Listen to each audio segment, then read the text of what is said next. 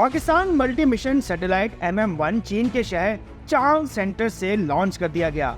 9 روزہ سفر کے بعد 8 جون کو مدار میں پہنچے گا۔ MM-1 سیٹلائٹ سپارکو اور چائنا گریٹ وال انڈسٹری کے باہمی اشتراک سے بنایا گیا، جو جیو اسٹیشنری سیٹلائٹ ہے۔ پاکستان کا MM-1 جدید ترین مواصلاتی ٹیکنالوجی پر مبنی ہے اور موجودہ مواصلاتی ضروریات کو مد نظر رکھ کر بنایا گیا ہے۔ پاک سیٹ MM-1 پر موجود HTS ٹیکنالوجی ملک کے طول و عرض میں مواصلاتی سہولیات فراہم کرے گی۔ پاکستان اپنا SBAS سسٹم شروع کرنے والا دنیا کا 11واں ملک ہے۔ پاک سیٹ MM-1 کے کنٹرول اسٹیشنز لاہور اور کراچی میں موجود ہیں، جبکہ سیٹلائٹ پاکستان کے علاوہ بحر ہند، مشرق وسطیٰ، افریقہ اور یورپ کے بعض علاقوں کو بھی کوریج فراہم کرے گا۔ پاک سیٹ MM-1R 15 برس تک خلا میں کام کرے گا۔ پاک سیٹ MM-1R کی مدد سے پاکستان بھر میں ٹی وی نشریات، سیلولر فون سروس اور براڈ بینڈ سروس بہتر بنانے میں مدد دے گا۔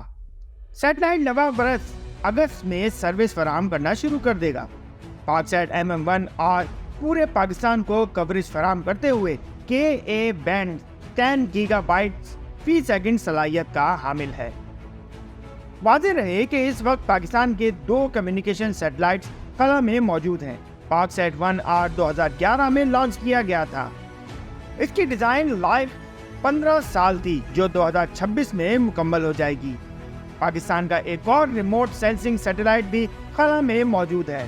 PRSS-1 2018 میں لانچ کیا گیا تھا، جبکہ پاکستان نے حال ہی میں اپنا پہلا قمری مصنوعی سیارہ iCube قمر بھی لانچ کیا ہے۔ پاک سیٹ MM-1 سیٹلائٹ کی لانچنگ کے حوالے سے لاہور، کراچی اور اسلام آباد میں خصوصی تقاریب کا انعقاد کیا گیا، جہاں لانچنگ کے مناظر براہ راست بڑی اسکرین پر دکھائے گئے۔